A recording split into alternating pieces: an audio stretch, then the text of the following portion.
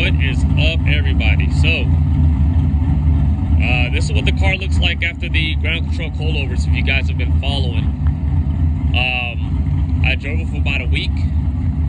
Love the way it handles a lot better compared to the H&R lowering springs, but this is kind of the stance that I kind of want to get. Don't want to slam it, obviously. You see on the rear, it's probably maxed out. I can't remember exactly what my measurements were, but that's what it looks like right there on the rear. So it's sitting a little higher than it was on the springs, but like I said, it's been about a week. It may settle a little bit more, I'm not sure, but you know,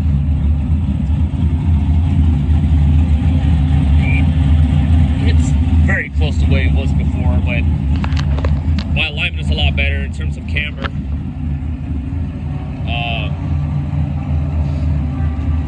Here we go on the other side.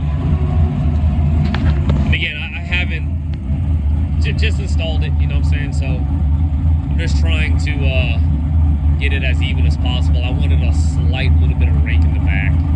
As you can see, it's a tad higher in the back, but you know, really easy to install. If you guys have been following the videos on the installation, this is what it looks like installed and how the car actually sits.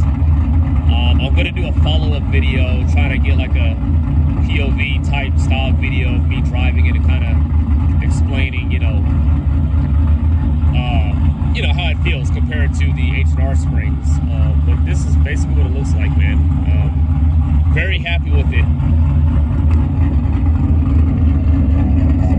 Back. It's camming real nice. That never gets old, obviously. But yeah, you know, if you guys are interested, or you know, guys who just like coilovers in general on these V1 platform, it's a dying breed, you know, and I'm glad I just got one of these cars, man. They are a blast to drive. Just got a lot to it, but a blast to drive. As far as the camber, you know, I did my own alignment, so the camber I have about negative 1.5 on the front, and it's about negative 1.67. It's the closest I can get it. Try to match the front, but I'm maxed out all the way in the slots. But with the lowering springs, it was really hard to dial in the camber correctly, especially in the rear, because it droops so much.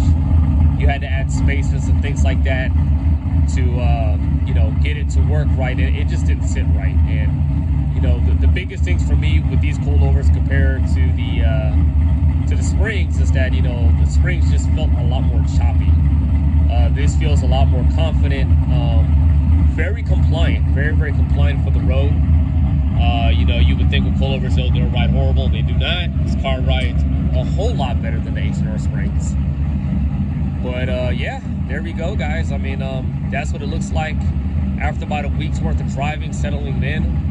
I haven't any noises or squeaks. Now, I did, you know, whenever I installed the coilovers and I got the desired height, I did spray some white lithium grease on all four corners. The adjusting collars, the areas where it may rub on and stuff like that. So I haven't, you know, heard any squeaks or knocks or rattles or anything like that. I know some guys may have had that issue. I haven't thus far. Who knows, maybe when it rains, maybe some of that stuff goes away, I don't know. But anyhow, you guys have a good one.